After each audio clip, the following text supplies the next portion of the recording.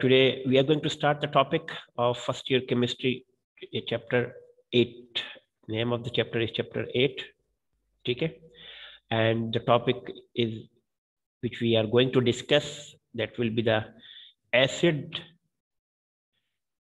और bases के अंदर है acid plus bases या base plus salt. ठीक है, और इसके अंदर जो सब टॉपिक है जो कि आज हमने पढ़ना है, सब topic that is very important, जिसको हम लोग कहते हैं कॉन्जुगेट एसिड बेस पेयर. ठीक है, तो द सब टॉपिक जो होगा वो क्या होगा, conjugate acid base pair, acid और बेस पेयर. ठीक है, इन दोनों के दिमाग में डेश आता है एसिड बेस पेयर्स. बेटा ये तो आज हमारा है टॉपिक कि कॉन्जुगेट एसिड बेस में ये साल्ट है. बेटा स्पेलिंग आपको मेरी राइटिंग समझ आ रही है बेटा या नहीं आ रही? ठीक है, वेरी गुड. अच्छा, इसी को आगे हमने डिस्कस करना, इसको मैं थोड़ा सा ऊपर ले जाऊं. ठीक है, तो टॉपिक में सबसे पहले तो आपको कॉन्जुगेट का पता होना चाहिए ना. ठीक है, एसिड का तो हमें पता चल गया, तो हम इसको पहले कर लेते हैं. कॉन्जुगेट एसिड क्या होता है, कॉन्जुगेट एसिड. ठीक है, खैर आपकी बुक में डेफिनेशन भी लिखी हुई है. ठीक है, सब कुछ है, आपने सिर्फ समझना है.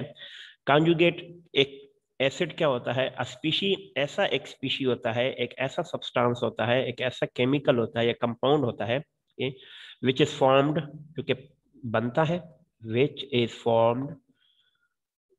अब ये बनेगा कैसे बेटा, कॉन्जुगेट एसिड बनेगा क्या हुआ, as a result of acceptance of proton, as a result of acceptance of proton, यानी प्रोटॉन के एक्सेप्टेंस से जो कंपाउंड बनता है उसको हम कहेंगे कॉन्जुगेट एसिड. ठीक है, acceptance of proton by base.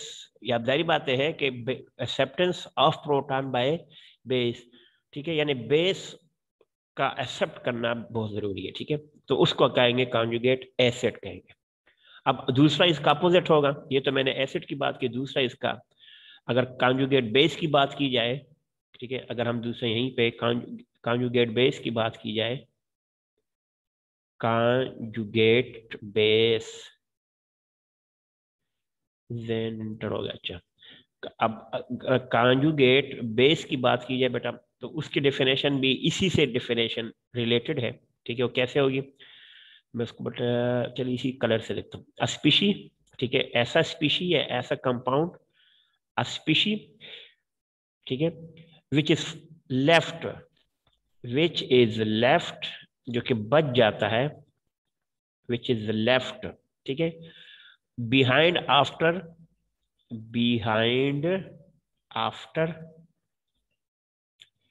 यानी जो बच जाता है after donation of proton, after donation of proton. देखो एक डोनेट कर रहा है और दूसरा ले रहा है, तो जो पीछे बच जाएगा that is conjugate base, donation of proton, यानी जो प्रोटॉन डोनेट करता है. ठीक है, वो जो पीछे जो रह जाता है प्रोटॉन. ठीक है, तो जाहिर बात है एसिड की तरफ से रह जाएगा ना, फ्रॉम एसिड, तो दैट विल बी कॉल्ड. देखो बस फर्क ये याद रखना कि यहाँ पे जो हम लफ्ज यूज करेंगे बेटा, यहाँ पे देखिए जरा, हम यहाँ पे जितने भी अपने वर्ड इस्तेमाल कर रहे हैं, देखिए जरा फिर देख लें. ठीक है, बल्कि यहाँ से कर लेते हैं. देखिए यहाँ पे आपको क्या लफ्ज नजर आएगा, यहाँ पे आपको बेस नजर आ रहा है. ठीक है बेटा, यहाँ पे आपको एसिड नजर आ रहा है. बस ये याद रखना, अक्सर बच्चे थोड़ा सा मिस्टेक कर जाते हैं एसिड के अंदर. मैं इसको किसी और कलर से मेंशन करता हूँ बेटा. ठीक है, कहाँ चला गया मेरा पेन? ठीक है, कहाँ चला गया पेन? टन टन टन टन टन. जी बेटा, ये आपके पास क्या है, एसिड है. अगर एसिड होगा तो इधर बेस होगा, ये याद रखना, दिस इज क्लियर. और अगर यहाँ कॉन्जुगेट बेस होगा तो ये क्या हो जाएगा, एसिड. ये तो इसमें डिफरेंस है. ठीक है, यानी कॉन्जुगेट एसिड में जो लास्ट वर्ड आएगा प्रोटॉन बाय, यानी बाय बेस और फ्रॉम एसिड, ये दो डेफिनेशन याद रखना. ये अक्सर बच्चे कंफ्यूज हो जाते हैं, अब हम इसको समझेंगे तभी पता चलेगा इसका. ठीक है बेटा, अब इसको थोड़ा समझ लेते हैं. ठीक है, अब बेटा समझने के लिए हम क्या करते हैं, फर्ज करो, ठीक है, हम ये कहते हैं, हम इसको समझने के लिए एग्जांपल एक समझ लेते हैं, कौन सी एग्जांपल पढ़ लेते हैं। ठीक है, इसको मैं जी बेटा, अब हम एक एग्जांपल समझने के लिए हम एक एग्जांपल ले लेते हैं ताकि हमें पता चले कि जो हम कह रहे हैं ये कैसे हमें समझ आ भी रहा है या नहीं आ रहा। ठीक है, तो एग्जांपल में कॉन्जुगेट एसिड और बेस में हम एक एग्जांपल देते हैं। फर्स्ट करो ए, जिसको 1 कहते हैं, A1 प्लस इसके साथ B2 और गोस टू फॉर्म, यानी इसको मैं क्या करूं, ऐसे करता हूं, दूसरा क्या हो गया फिर B1 प्लस A2। अब आप कहोगे सर ये क्या हो गया। ठीक है, AB यानी A1 plus B2 goes to form, जो A था वो A2 इधर बन गया, जो B2 था वहां B1 हो गया। ठीक है, ये भी हम अब समझेंगे।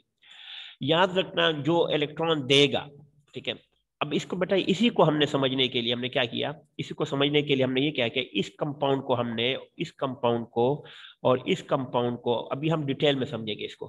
इसको मैंने नाम दे दिया, ये ब्रोंस्टेड एसिड हो गया, इसको कहते हैं ब्रॉन, एक तो स्पेलिंग भी ब्रोंस्टेड के, ब्रोंस्टेड, ये ब्रोंस्टेड एसिड हो गया, ए फॉर एसिड। ठीक है, याद रखना ए फॉर एसिड, मैंने इसको एसिड इसलिए कहा है कि ए फॉर एसिड, और जो बी कहा है ये आपके पास ब्रोंस्टेड बेस हो जाएगा, ब्रोंस्टेड, ठीक है, बेस। अब ये समझ ले कि यहाँ पे जो ए है, यानी आप ये समझ ले कि ए स्टैंड फॉर एसिड, ठीक है बेटा, और बी स्टैंड फॉर बेस, यानी एसिड और बेस आपस में करके बेस और एसिड ही बनाएंगे। लेकिन ये A1 है, ये A2 है, या B2 है, ये B1 है, यानी एक अगर A1 है, अभी हम समझेंगे इसको। ठीक है, अभी आप डिटेल में समझे। अब देखो बेटा, जो दे रहा है, अभी अपना इलेक्ट्रॉन इसको दे रहा है ना, ठीक है बेटा, अभी हम इसको समझ लेते हैं। तो अब बेटा जो बन जाएगा ये कॉन्जुगेट हो जाएगा, इसको कहते हैं कॉन्जुगेट, कॉन्जुगेट। अब देखिए बेटा, बी स्टैंड फॉर बेस, तो ये कॉन्जुगेट बेस है, और ये ए है तो कॉन्जुगेट क्या हो जाएगा, ये एसिड हो जाएगा, कॉन्जुगेट एसिड। ठीक है, देखो रिएक्टेंट के इस साइड पे ब्रोंस्टेड है, ब्रोंस्टेड एसिड, ब्रोंस्टेड बेस, और उस साइड पे जो आएगा वो क्या आएगा बेटा, अब वो देखिए, ये भी बेस है, ये एसिड है, B stand for base, B stand for base, ठीक है, मैं लिख देता हूं बेस, और ए स्टैंड फॉर एसिड। ठीक है, अब बेटा यहाँ पे इसमें इस साइड पर जो ए है, ठीक है, इस साइड पे एसिड है, ये भी एसिड है, ठीक है, इस साइड पे भी मैं कर देता हूँ एसिड, ये एसिड है, और ये आपके पास क्या है, मैं इसको कहते हैं बेस। जो एरो के लेफ्ट साइड पर है इसको बेशक आप डबल एरो से रिप्रेजेंट कर लीजिए, ठीक है, बल्कि इसको क्लियर करके मैं आपको डबल एरो से रिप्रेजेंट करता हूँ, ये ऐसे। ठीक है, ये क्योंकि आयोनाइजेशन है, रिवर्सिबल रिएक्शन हो सकता है। तो यहाँ पे जो एसिड होगा ये ब्रोंस्टेड एसिड है, इस साइड पे जो एसिड है ये कॉन्जुगेट एसिड है। ठीक है, अब इसकी हम डेफिनेशन समझेंगे। अब आप समझ ले, इसको ऐसे समझ नहीं आएगा अगर मैं एक एग्जांपल से समझाऊंगा। अब ये तो जनरल इक्वेशन है, अब हम समझेंगे कि हमने जो कहा ये कैसे समझ आए। देखिए बेटा, फर्स्ट करो आपके पास एक HCl है जिसको आप एसिड ही कहते हैं, इसको वाटर के अंदर हम आयोनाइज करते हैं, आयोनाइजेशन का साइन जब भी होगा हम ये डबल एरो लगाते हैं। ठीक है, अब ये अपना एक H इसके पास लोन पेयर है बेटा, ठीक है, तो अपना एक H इसको डोनेट करेगा।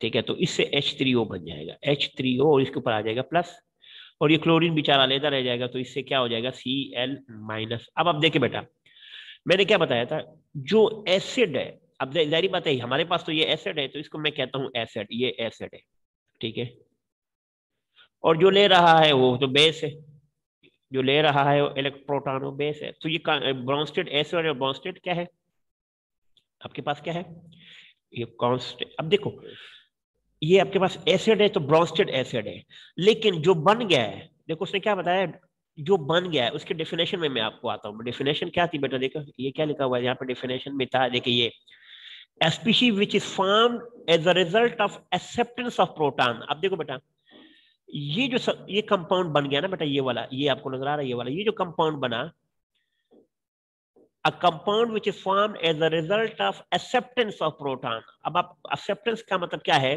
कि ये एक प्रोटॉन था जो क्लोरीन के पास था, इसने इसको दिया, तो जो कंपाउंड बन गया ये वाला एक्सेप्टेंस ऑफ प्रोटॉन से बना ना, एक्सेप्टेंस ऑफ प्रोटॉन से बन गया। मैं इसको थोड़ा सा जूम करके थोड़ा सा वो कर लेता हूँ, ये छोटा कर लेता हूँ, ये ले मैं आपको बताता हूँ। अब देखो डेफिनेशन समझ आएगी। देखो जरा, इधर लिखा हुआ है, देखिए बेटा कि अस्पीशी, मैं लिख देता हूँ, देखो a species which is formed as a result of acceptance of proton by base. अब देखो जरा, ये एसिड है और ये बेस है, इसने अपना एक प्रोटॉन इस वाटर को दिया तो ये तो बन गया। अब जाहिर बात है कि बेस ने एक प्रोटॉन एसिड से एक्सेप्ट किया, तो हम कहते हैं कि species which is formed as a result of acceptance of proton by base. जाहिर बात है बेस ने एक्सेप्ट किया, तो ये जो बन गया ये कॉन्जुगेट आपके पास क्या आएगा, एसिड आ जाएगा। और दूसरा क्या है, a substance which is left behind. अब देखो जब HCl से H चला जाएगा और पीछे क्या रह जाएगा, Cl, ये वाला, ठीक है, ये रह जाएगा ना, ये वाला, ये मैं इसको ऐसे कर लेता हूँ, ये वाला, ये जो सब्सटेंस रह जाएगा, ये जो क्लोरीन, ये कॉन्जुगेट क्या आ जाएगा, बेस आ जाएगा। इसको मैं जरा जूम फिर कर लेता हूँ, ठीक है। ये आपके पास देखो, ये आपके शुरू में ये आपके पास था कॉन्जुगेट एसिड और ये आपके पास कॉन्जुगेट बेस के a substance या species which is formed after the acceptance of proton from base। यानी देखो यहाँ से एसिड है ना, एसिड से एक्सेप्ट कर लिया ना, तो जो एक्सेप्ट कर लेता है वो कॉन्जुगेट एसिड होता है, और जो पीछे रह जाता है, जाहिर बात है यहाँ से ये चला जाएगा तो ये बेचारा अकेला रह जाएगा, जो अकेला रह जाता है वो बेस हो जाता है, ठीक है। और ये क्यों अकेला रह जाते हैं, क्योंकि ये एसिड में से ये जो है चला गया तो पीछे रह गया ना। तो देखो इसकी डेफिनेशन यहाँ पे भी आप देखिए बेटा, मैं आपको दिखा देता हूँ थोड़ा सा, ये देखिए कि species which is left behind after donation of proton from acid. कैसे, मैं आपको यहीं से एक और एग्जांपल यहीं पे समझा देता हूँ। देखिए जरा, अगर मैं ये कहूँ कि आपके पास ये HCl है, ठीक है, और आपके पास वाटर है बेटा, ठीक है। अब देखिए बेटा, ये क्या लिखा हुआ, species which is formed as a result of acceptance of proton. अब ये प्रोटॉन है, इसको ये वाटर अपनी तरफ अट्रैक्ट करेगा, ठीक है, लोड पे, तो इससे बनेगा H3O। तो ये सब्सटेंस बन गया, ये वाला, ये जो बना, इसको क्या हमने कहा, कॉन्जुगेट एसिड बन गया, ठीक है ना। स्पीशीज विच इज फॉर्म्ड, ये स्पीशीज विच इज फॉर्म्ड, ये बन गया as a result of acceptance of proton. जी, इसने एक्सेप्टेंस कर लिया, इसने एक इलेक्ट्रॉन एक्सेप्ट कर लिया, प्रोटॉन एक्सेप्ट कर लिया बाय बेस। अब देखो बेस से एक एक्सेप्ट कर लिया तो ये तो हो गया प्लस, ठीक है। और दूसरा क्या है, species which is left behind, जो पीछे बच जाता है, ये लो Cl माइनस, ठीक है, फ्रॉम एसिड। अब जाहिर बात है इसने डोनेट करके पीछे एसिड, ये एसिड था ना, एसिड था और ये बेस बन गया, तो एसिड से जो पीछे रह जाता है ये कॉन्जुगेट बेस कहलाता है। ये सिंपल डेफिनेशन है। इसी ने मेरे ख्याल में क्वेश्चन पूछा है जी, क्या सैयद कौन है, सैयद मुसद्दिक है, सैयद मुसद्दिक अली शाह जी। बेटा पढ़ा दूंगा, आपने पहले बताना था, अभी तो मैंने चैप्टर 8 स्टार्ट किया हुआ शुरू से, आपके लिए क्वेश्चन दोबारा हम डिस्कस करेंगे, ठीक है। मुसद्दिक अली शाह, मैंने आपका क्वेश्चन पढ़ लिया है, तो जब उसका टॉपिक आएगा तो उसी में मैं आपको समझा दूंगा, ठीक है बेटा जी। तो ये तो पहला क्वेश्चन हुआ, चलो एक और कर लेते हैं, ये तो जरा चलो इन्हें आसान सा था। अब हम एक, अगर हम वाटर को कर लेते हैं, मिसाल दे वाटर H2O और H2O को आपस में रिएक्ट करवाते हैं, ठीक है। इनमें से अब आपकी मर्जी है, इसको इसको दे, अब देखो फर्स्ट करो ये एरो में दे रहा हूँ, यहाँ से एक हाइड्रोजन इसके पास चला है तो H3O बन जाएगा और पीछे OH रह जाएगा ना बेटा, ये लो OH नेगेटिव, ये नेगेटिव, ये प्लस। अब सवाल ये पैदा है, ये जो बन गया है, ये देखो इसमें जो दे रहा है वो एसिड है और जो ले रहा है प्रोटॉन वो क्या है, बेस है। तो जो दे रहा है वो पीछे बन गया, ये कॉन्जुगेट एसिड बन गया, जो पीछे बन जाएगा ये कॉन्जुगेट बेस हो जाएगा। सिंपल सा यार, इतना इजी हो गया है। देखो नहीं समझ आई किसी को, अगर किसी को समझ नहीं आया तो बताएं, मैं दोबारा समझा देता हूँ। यानी एसिड और बेस, देखो एसिड हमेशा ये क्या करता है, डोनेट करता है, ये भी याद रखना, एसिड हमेशा प्रोटॉन डोनेट करता है, बेस हमेशा एक्सेप्ट करता है, ठीक है। तो जो जब डोनेट करता है, जिसको डोनेट किया जाता है, अगर वो बन जाए है कोई चीज, जैसे ये बन गई है, तो उसको कॉन्जुगेट एसिड कहेंगे। और जो जिस एसिड ने अपना हाइड्रोजन डोनेट किया, पीछे जो उसका बीवी बच्चे रह जाते हैं, जैसे ये, ठीक है बेटा, वो क्या कहलाता है, बेस, कॉन्जुगेट बेस। खत्म, इतना इजी सा है। चलो एक और एग्जांपल समझ लें, बस इतनी एग्जांपल काफी है, ज्यादा एग्जांपल नहीं समझा करें, ठीक है। फिर अब आपने एक एग्जांपल मुझे बतानी है कि कौन क्या बना रहा है, ठीक है। बस सिंपल आपने ये करना है, जो A1 होगा वो एसिड कहलाएगा, ब्रोंस्टेड एसिड उसको कहेंगे। जो A2 होगा, जाहिर बात है एरो के उस साइड पे होगा तो वो कॉन्जुगेट होगा, याद रखना ये कॉन्जुगेट। जो 2 वाले हैं नहीं, जो A2 A1 बेस है, ब्रोंस्टेड एसिड है, और A2 कॉन्जुगेट एसिड है। इसी तरह B1 जो है ये ब्रोंस्टेड बेस है, थोड़ा सा ऊपर कर लूं, और जो B2 होगा ये कॉन्जुगेट बेस होगा, यानी जिसके पास C यानी 2 आ रहा है ये वाला, ठीक है। अब उसको थोड़ा उल्टा हो गया, ये मेरे ख्याल में उल्टा मैंने कर दिया। मैं थोड़ा सा दोबारा आपको समझा देता हूँ, क्योंकि ये मेरे ख्याल में एरो से इससे अच्छा है मैं इसको ऐसे समझा देता हूँ। देखो आपने अगर नहीं पढ़ा तो A1 plus B2 goes to form A2, ठीक है। आप A2 कर ले, पहले A2 कर लो प्लस B1। अब देखो ये एसिड और ये कॉन्जुगेट एसिड, ये बेस और ये कॉन्जुगेट बेस, ठीक है। ये आपके पास एसिड है, this is called acid, this is called base, ठीक है। कौन सा बेस? ये ब्रोंस्टेड एसिड है और ये ब्रोंस्टेड बेस है। लेकिन जब एरो के दूसरी साइड पे आएगा ये कॉन्जुगेट एसिड हो जाएगा और ये आपके पास कॉन्जुगेट बेस हो जाएगा, ठीक है। एग्जाम्पल है, पेपर में बस इतना ही आता है, इतना डिटेल में नहीं आता, सिर्फ एक डेफिनेशन आती है और डेफिनेशन के बाद कोई एक एग्जाम्पल दे दो, तो या ये वाली दे दो या मैंने अभी जो पीछे बताई है वो भी बेशक आप बता दें, इससे कोई फर्क नहीं पड़ता, ठीक है। अब आता है छोटा सा टॉपिक है, ये टॉपिक तो बड़ा आसान था, छोटा सा एक टॉपिक है कि strength of acid and bases कैसे पता चलेगा। Strength of acid and base, strength of acids and base, के एसिड और बेस की स्ट्रेंथ क्या होती है, ठीक है। ये तो अभी हम डिस्कस करेंगे कि एसिड की स्ट्रेंथ और बेस क्या।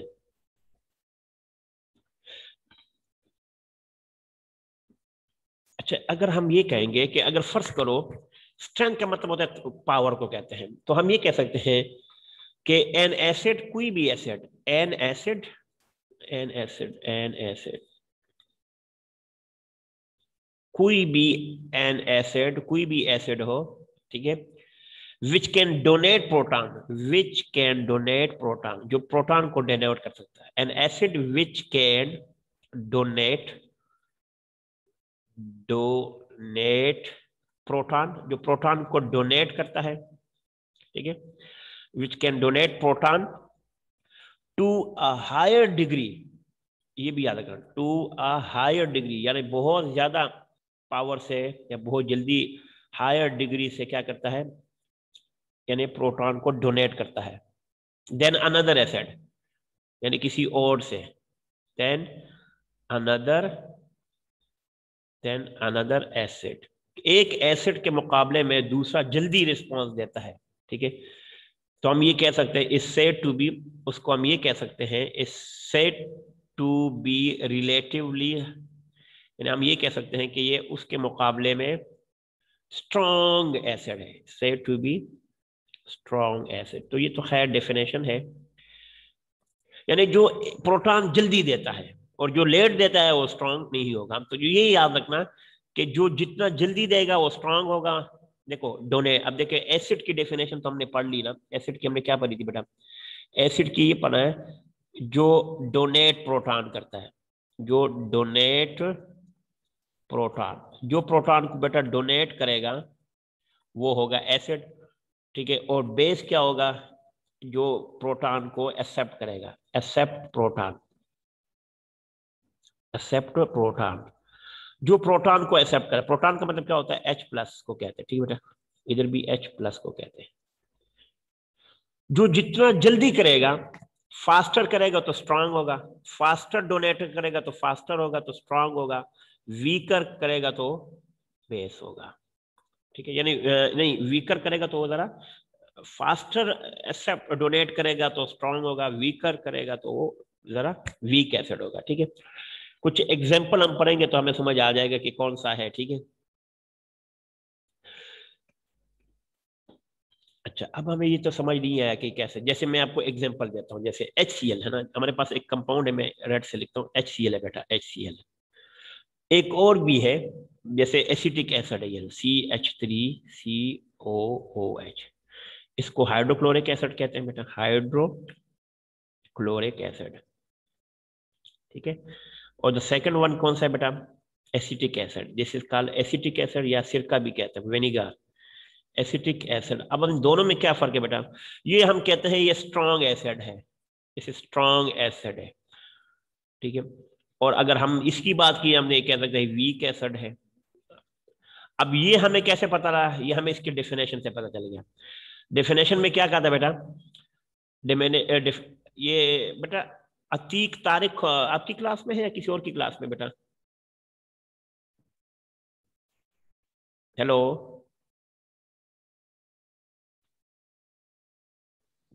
प्री मेडिकल में तो नहीं है सर। अच्छा इंजीनियरिंग में है कोई बच्चा, 2 दफा आया हुआ है अतीक तारिक, एक तो है 10 का है, लेकिन हम अतीक तारिक ने भी एंट्री डाली है, चले।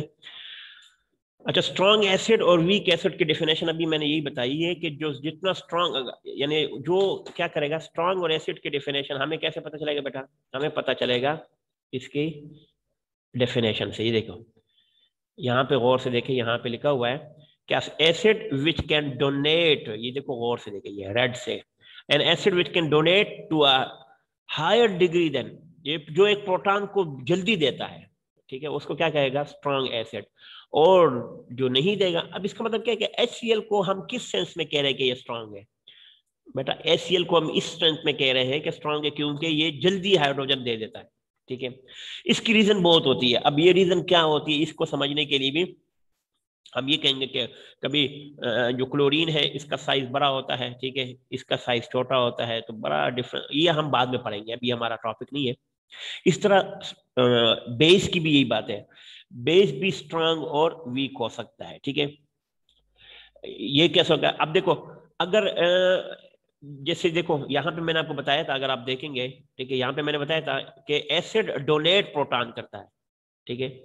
तो इसका मतलब ये है कि अगर मैं इसको अगर शॉर्ट में लिख लूं तो मैं आपको ये कह सकता हूं, मैं इसको यहां से लिख रहा हूं, जो एसिड होगा, एसिड बेटा, एसिड अगर प्रोटॉन को डोनेट करता है, donate proton, donate proton H+, ठीक है। अब अगर ये क्या करेगा, फास्ट करेगा, तो हम ये कह सकते हैं कि ये क्या है, स्ट्रॉन्ग है,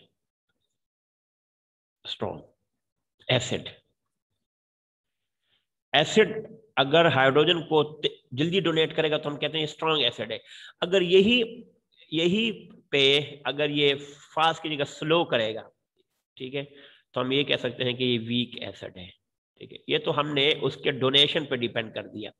सेम ऐसा बेस भी है बेटा, बेस अगर ये डोनेट करेगा तो वो एक्सेप्ट, ठीक है, वो क्या करेगा, एक्सेप्ट हाइड्रोजन आयन। अब ये हाइड्रोजन आयन की भी दो है क्या, अगर ये फास्ट करेगा बेटा, फास्ट एक्सेप्ट करेगा तो ये क्या होगा, स्ट्रॉन्ग बेस होगा, हम क्या कहेंगे कि ये बेस क्या होगा, स्ट्रॉन्ग बेस होगा।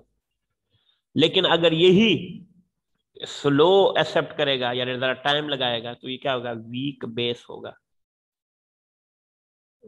ठीक है। एग्जांपल खैर हम दोनों की हमने, एसिड की एग्जांपल तो मैंने आपको दे दी है, जैसे एक HCl है, हम ये कहते हैं कि ये स्ट्रॉन्ग है, हम ये क्या कहते हैं कि ये स्ट्रॉन्ग एसिड है। और एसिटिक एसिड आपके पास क्या है बेटा, हम कहते हैं वीक है, स्ट्रॉन्ग एसिड और वीक एसिड, ठीक है, ये तो हमने कह दिया। तो बेस में भी हम चलो एग्जांपल एक दो कर लेते हैं, देखिए एग्जांपल में हम ये कह लेते हैं, जैसे ये NaOH है, हम कहते हैं ये स्ट्रॉन्ग बेस है, ये स्ट्रॉन्ग बेस है। जबकि अगर हम किसी और को करेंगे, जैसे अमोनियम हाइड्रोक्साइड है NH4OH है, तो हम ये कह सकते हैं ये वीक बेस है एज कंपेयर टू NaOH। और ये हमें कैसे पता चला, ये हमने बेस की एक्सेप्टेंस की वजह से कि वो जो एक्सेप्ट प्रोटॉन करता है वो, ये NaOH स्ट्रॉन्ग क्यों है बेटा, इसलिए स्ट्रॉन्ग है क्योंकि ये प्रोटॉन को एक्सेप्ट जल्दी कर लेता है ये वाला, और ये जरा नहीं करता। ये अभी हम चलो पढ़ेंगे आगे, थोड़ा सा आगे आएगा तो डिस्कस करते रहेंगे, ठीक है। ये बेटा आगे चलते हैं, इसी टॉपिक से आगे है कि जिसको आप लोग KW कहते हैं। व्हाट इज KW, क्वेश्चन लिख देता हूं, व्हाट इज KW, जिसको आप लोग कहते हैं आयोनाइजेशन कांस्टेंट ऑफ वाटर या ionic product constant of water. इसको हम एक और नाम भी कहते हैं, इसको कहते हैं ionic product, ionic product constant of product constant of water. ठीक है बेटा, कांस्टेंट ऑफ वाटर, के डब्ल्यू भी कहते हैं, आयोनाइजेशन कांस्टेंट ऑफ वाटर भी कहते हैं। अब ये आता कहां से, सबसे पहले तो ये याद रखना कि वाटर आपको पता है ना, ये के डब्ल्यू, व्हाट इज के डब्ल्यू, इसको हम डिस्कस करते हैं। बेटा देखिए, आपने एक रिएक्शन लिखना है, रिएक्शन को आपने कैसे करना है, एक तो आपने वाटर को वाटर के अंदर डालना है या रिएक्शन करना है। ठीक है बेटा, तो हम ये कह सकते हैं कि whenever we react water with water, ठीक है, तो इसमें याद रखना जो एरो है वो आपने रिवर्सिबल यानी डबल एरो डालना है। तो इसमें से एक इलेक्ट्रॉन इसको ये डोनेट करेगा, ये हाइड्रोजन, एक प्रोटॉन, इलेक्ट्रॉन नहीं सॉरी प्रोटॉन, एक हाइड्रोजन इसमें से इसको डोनेट करेगा, तो एक से जो बन जाएगा वो H3O प्लस बन जाएगा, और पीछे क्या रह जाएगा बेटा इसमें से OH नेगेटिव। ये तो अभी हमने पढ़ लिया। ठीक है, अब इसको हम देखते हैं बेटा। अब देखिए वो कहता है कि इसी के जब हम अब ये हमने क्या, इसको ऑटो आयोनाइजेशन कहते हैं, इस रिएक्शन को हम एक और नाम भी कहते हैं auto ionisation of water, auto ionisation of water. ठीक है, इसको हमने एक टर्म क्या कह दिया, ऑटो आयोनाइजेशन ऑफ वाटर। इस रिएक्शन को हमने कह दिया ऑटो आयोनाइजेशन ऑफ वाटर, ये ऊपर वाला है, या सेल्फ आयोनाइजेशन ऑफ वाटर भी कह सकते हैं, दोनों कह सकते हैं। किसी बुक में अगर सेल्फ लिखा हुआ है तो गलत नहीं है। ठीक है, ये भी याद रखना। ठीक है, अब जारी बात है, there is equilibrium between water molecule on the left side of the equation and the hydronium ion and hydroxide on the right side of the equation, यानी इस साइड पे हाइड्रोनियम आयन है ये, और हाइड्रोक्साइड आयन है, बीच में equilibrium है, ये वाटर है दो। ठीक है, तो अगर हम के ये कह सकते हैं इसी को, ठीक है, द इक्विलिब्रियम कांस्टेंट, जो अगर हम जिस इक्वेशन के लिए अगर हम किए हैं, तो इक्विलिब्रियम कांस्टेंट आपको पता है, आपने कहा होगा के, जो इक्विलिब्रियम कांस्टेंट इक्वेशन होती है कि प्रोडक्ट ऊपर लिखते हैं, रिएक्टेंट नीचे लिखते हैं, याद रखना। आपको अगर कंसंट्रेशन ऑफ प्रोडक्ट एरो में आपने कुछ चैप्टर में पढ़ा होगा, यहाँ नीचे क्या होता है बेटा, रिएक्टेंट। ऐसे ही था ना कंसंट्रेशन, जो आपको ये एरो नजर आ रहा है ना, ये बड़ा, ये क्या कहलाता है, कंसंट्रेशन वाला टर्म जो है ना, ये वाला। ठीक है, ये जो एरो नजर आ रहे हैं, ये आपके जो ब्रैकेट नजर आ रही है ना, ठीक है, ये आपके पास है। तो इसका मतलब कि अगर हम प्रोडक्ट लेके, इस रिएक्शन के प्रोडक्ट क्या थे बेटा, आपको पता है ऊपर तो हाइड्रोनियम आयन था, ये लो H+। हाँ, इसका जो साइन होगा वो ब्रैकेट के बाहर आएगा। ठीक है, लेकिन याद रखना जब हाइड्रोनियम आयन का होता है तो ब्रैकेट के अंदर आता है, इसलिए बच्चे थोड़ी सी गलती कर लेते हैं। ठीक है, ऊपर क्या, अक्सर बच्चे क्या करते हैं बाहर लिख देते हैं, उससे पूरी इक्वेशन उसकी खराब हो जाती है। ठीक है, तो ये भी याद रखना, ये OH क्या आएगा आपका, इधर इधर। ठीक है, अब आपकी मर्जी है, वाटर को आप 2 दफा लिख दें ऐसे, ठीक है, या इकट्ठा लिख के ऊपर क्या लिख दे बेटा, स्क्वायर डाल दें, इसको ऐसे भी लिख सकते हैं। ठीक है, और भी लिख सकते हो ये ले, यानी इसको आप कैसे लिखते हो, H3O लिख के, ठीक है, प्लस इधर और OH इसके साथ। ठीक है, लेकिन आप H2O लिख कर ब्रैकेट के ऊपर 2 भी डाल सकते हैं। ठीक है, इसका मतलब दोनों सही है, कोई गलत नहीं है। अब बेटा ये देखो, इन दोनों को इकट्ठा करके ये बन गया, तो इसको इससे इस साइड पे जो के होगा, मैं इसको मिटा देता हूँ 1 मिनट, यहाँ पे इसको मिटा देता हूँ, ये के है ना, के। अब इसको आप इस साइड पे मल्टीप्लाई कर लें, कोई फर्क नहीं पड़ता। ठीक है, तो इक्वेशन कैसे आएगी बेटा, देखिए जरा, जब आप इसको इस साइड पे मल्टीप्लाई करेंगे ना, इस साइड पे, तो ये के साथ वाटर आ जाएगा H2O। ठीक है, ये 2 इज इक्वल टू, यहाँ क्या बच जाएगा, H3O प्लस और OH नेगेटिव। ठीक है, ये तो हमारे पास आ गया, इसकी थोड़ी सी फॉर्म चेंज हो गई है। अब बेटा यहाँ पे ये जो टर्म है ना, ये अब ये जो है ना, ये प्रोडक्ट अब 2 चीजों के होता है, आपको पता है। इसको ये है ना, ये वाटर का है, तो इसको इसकी जगह पर हम एक के लिख सकते हैं, KW भी लिख सकते हैं, इस पूरे टर्म की वजह से। यानी इसमें ये कह सकता हूँ कि इस पूरे में मैं इसकी जगह पे क्या लिख सकता हूँ, KW लिख सकता हूँ, ये लो KW। ठीक है, जिसको हम लोग क्या कहते हैं, ionic product constant of water. तो जब ये KW को, तो बाकी तो ऐसे ही आएगा H3O प्लस और क्या आ जाएगा OH नेगेटिव। ठीक है, ये आपने प्रूफ करना है। ठीक है, या आप एक काम कर ले, अगर इस पर भी हम कह सकते हैं तो हम कह सकते हैं ना कि H3O in the concentration of hydrogen proton at equilibrium the above equation. अब इस इक्वेशन को हम ये भी कर सकते हैं कि ये, क्योंकि ये क्या होता है बेटा, इक्विलिब्रियम कांस्टेंट में होता है, तो हम ये कह सकते हैं हाइड्रोनियम अमाइल कि हम इसको अगर लिखेंगे तो H प्लस लिख लेते हैं इसको। ठीक है, और OH नेगेटिव इसको ऐसे भी लिखा जा सकता है, कोई फर्क नहीं है। और इसकी जो वैल्यू आपको पता है, ऑलरेडी आपने पढ़ा होगा लॉगरिथम वाले चैप्टर में। ठीक है, ये होता है, यही है ना बेटा इसकी ये क्वेस्ट। अब आपको पता है ये कौन सी वैल्यू है। अब हम आपको थोड़ा सा इसकी मोलरिटी पे डिपेंड करेगा, थोड़ा सा मोलरिटी इसकी डिस्कस कर लेते हैं। ठीक है बेटा, कि क्या होता है। देखिए बेटा, सबसे पहले तो याद रखना कि जो हाइड्रोजन आयन की जो कंसंट्रेशन होती है वो आपको पता है वो कितनी होती है, 1.0 इंटू 10⁻⁻7 मोलरिटी इसकी है। ठीक है, और OH की भी इतनी होती है, क्योंकि ये pH की वैल्यू है ना, तो 1.0 इंटू 10⁻⁻7 m इसकी भी है। ठीक है, जब हम दोनों को प्लस करेंगे तो ये कितना आ जाएगा बेटा, अगर हम दोनों को प्लस करेंगे तो कितना आ जाएगा, यहाँ पे ऐसे कर देना, 1 मिनट में इसको ऐसे कर लेता हूँ। ठीक है, इसको थोड़ा सा आसान कर लेते हैं अपने लिए। ठीक है, हम ये कह सकते हैं ना कि अगर H प्लस है, ये H प्लस है, और यहाँ पे क्या है, OH नेगेटिव है। ठीक है, ये H प्लस और OH नेगेटिव। ठीक है, तो इसमें क्योंकि हाइड्रोजन 2 दफा आया हुआ है ना, ऐसे H प्लस ऐसे 2 दफा आया हुआ है ना, तो हम ये कह सकते हैं कि जब इनको प्लस करेंगे तो क्या हो जाएगा, 1.0 इंटू 10⁻⁻14 m मोलरिटी इसकी। ठीक है, और ये भी अपने पीएच में पढ़ा होगा, negative logarithm hydrogen ion concentration के H प्लस अगर आपके पास क्या है बेटा, अगर H प्लस आपका क्या है, ग्रेटर है किससे, OH से। याद रखना हाइड्रोजन आयन की कंसंट्रेशन इसमें, तो हम ये कहते हैं ये एसिडिक सोल्यूशन होगा, एसिडिक सोल्यूशन। ठीक है, और अगर H प्लस क्या है बेटा, लेस देन है किससे, OH से, इसकी कंसंट्रेशन लेस है, तो हम ये कहेंगे कि बेसिक सोल्यूशन है। ये खैर अब आगे यहाँ डिटेल में आएगा तो हम पढ़ेंगे। ठीक है, यहाँ तक तो खैर हमने पढ़ लिया, इसके अलावा हम पढ़ेंगे पीएच डिटेल में इंशाल्लाह। यहाँ तक कोई क्वेश्चन हो बेटा तो आप पूछ सकते हैं। आज का टॉपिक हमारा इतना ही था। ठीक है, क्योंकि टाइम खत्म होने वाला है हमारा। ठीक है, कोई क्वेश्चन हो बेटा आप पूछ सकते हैं यहाँ तक, कोई क्वेश्चन यहाँ तक हो। आपके 2 पीरियड नहीं? पता नहीं बेटा, टाइम टेबल आप लोगों के पास है? आपके सर 2 पीरियड है। अच्छा, कब खत्म होगा हमारा बेटा? 1 मिनट सर, आपका खत्म होगा 10:10 पे। अच्छा, अभी है यानी थोड़ा सा आगे ले जाते हैं, कोई मत। ओके ओके ओके ओके बेटा, चले चलिए, इसको मैं समझा शायद टाइम खत्म हो, क्योंकि आगे बच्चे इंटर हो रहे थे 10th के, मैंने कहा शायद वो वहां पे होगा। आज इसी को अगर हम आगे चलाएंगे ना, पीएच आपको पता है इजी सा टॉपिक है। अभी 5 मिनट में खत्म कर देगी सर। हाँ जी बेटा, मीटिंग 5 मिनट में सर खुद ब खुद खत्म हो जाएगी।